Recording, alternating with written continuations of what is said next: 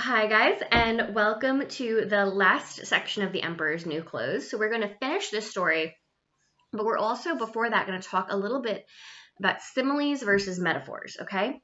So these are terms that we've talked about before, but I always want to review them, especially if we're going to have some questions on them at the end. So both similes and metaphors are the same in terms of that they both compare two unlike things. So they take two unlike things and compare them. Now, similes are always going to use the words like or as to compare them. Metaphors are not going to use the word like or as. So as soon as you hear or see the words like or as, simile, okay? So for example, if I was to talk about a very generous person, and I would say that her heart is like gold, right? That would be a simile because her heart is like gold. Now, if I was to just say she has a heart of gold, I have a metaphor. They don't use the word like or as. If I was sitting at the table with somebody who is eating and getting food all over the place, I would say he eats like a pig, right? Simile. If I'm sitting at that same table and I just said, you are a pig, I just said back to him, oh, you're a pig. Metaphor. Okay? No like or as.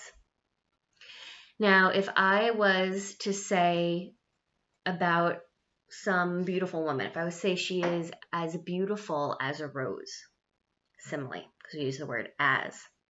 If I was to just see her and be like, oh, you're a rose, metaphor.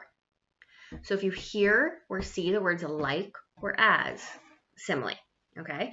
So keep an eye out. There's going to be one or two of them in the end of our story. So where we left off, the emperor is giving all of this money to these weavers, right? Who say that they're making a cloth that is invisible to anyone who is either not smart enough or not worthy of their position. So maybe it's a police chief who doesn't deserve the job or a CEO that doesn't deserve the job. They wouldn't be able to see it, even if they're not stupid, right? So those are the two things that it takes to be able to see this cloth. The emperor is obsessed with clothes and he's just pouring money into this project, right? He's giving them gold thread. He's giving them all kinds of silks and things that they want. But he doesn't go see the cloth himself because he's a little afraid, right? He doesn't want to think that there's something wrong with him if he can't see it. So he tests it by having two people that he very much trusts go to look at it first. Now, those people go in and they can't see anything, right? They just see these empty looms that the guys are working on, and they're kind of like weaving empty thread through this empty loom. But they don't want to tell the emperor that they can't see it. Because if they tell the emperor they can't see it, he might think that they're stupid or that they're not ready for their job. They're not prepared for their job and therefore fire them. So both of these people lie to the emperor, right? And this is cyclic. It's kind of like a ball rolling downhill, which would be a simile because I use the word like. So the first person lies and says they can see it. And he's a very honest man, so everyone believes that he can. And that means that the next person lies. Because if that man could see it, because they don't know he's lying, they think he could, well, then it must be real, and I must just be the one who can't, right?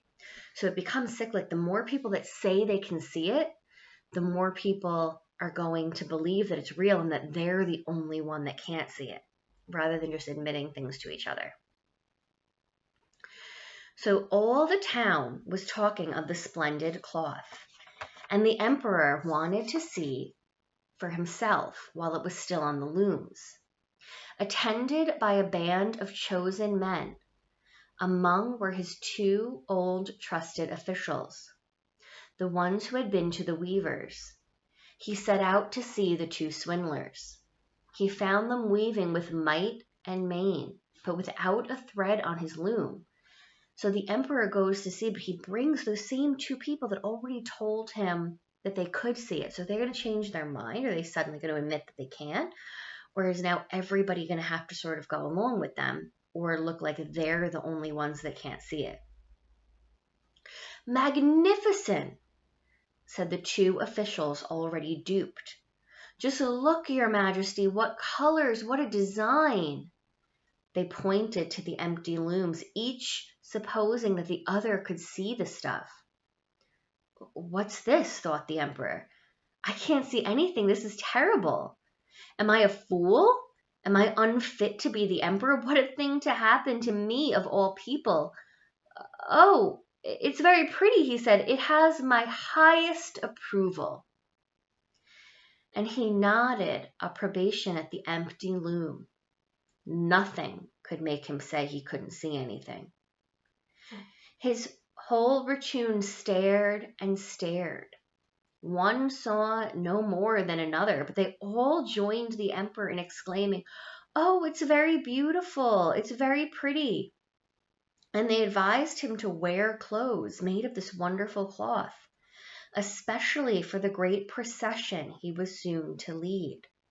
Magnificent, excellent, unsurpassed were banded from mouth to mouth, and everyone did his best to seem well pleased. The emperor gave each of the swindlers a cross to wear in his buttonhole, and the title of Sir Weaver. So nobody can see any of it, right? But at this point, the emperor said he could see it. The two trusted advisors said they could see it. So we have three important people saying they could see it. So everyone just kind of goes with it, right?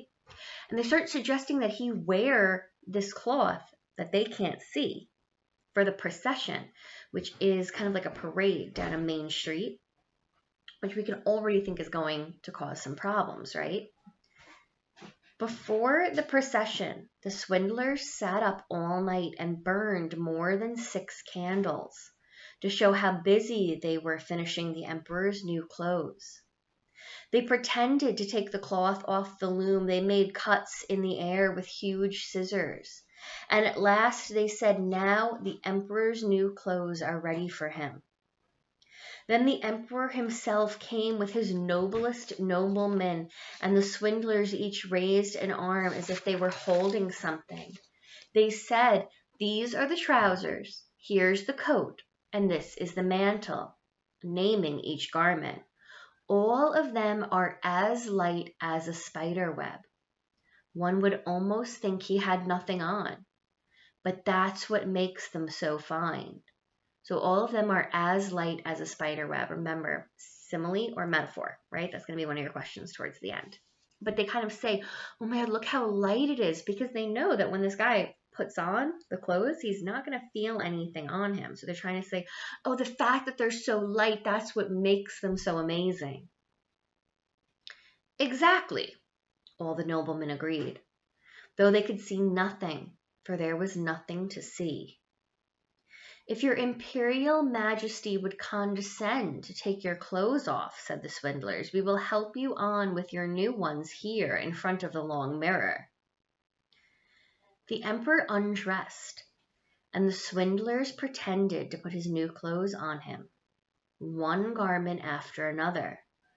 They took him round the waist and seemed to be fastening something. That was his train as the emperor turned round and round before the looking-glass. "How well your majesty's new clothes look. Aren't they so becoming?" he heard on all sides. "That pattern so perfect, those colors so suitable. This is a magnificent outfit." Then the minister of public processions announced, "Your majesty's canopy is waiting outside." "Well, I'm supposed to be ready," the emperor said, and turned again for one last look in the mirror. "It's a remarkable fit, isn't it?" He seemed to regard his costume with the greatest interest. The noblemen who were to carry his train stooped low and reached for the floor as if they were picking up his mantle. They pretended to lift and hold it high. They didn't dare admit they had nothing to hold. So off went the emperor in procession under his splendid canopy. Everyone in the streets and the windows said, "Oh, how fine the emperor's new clothes.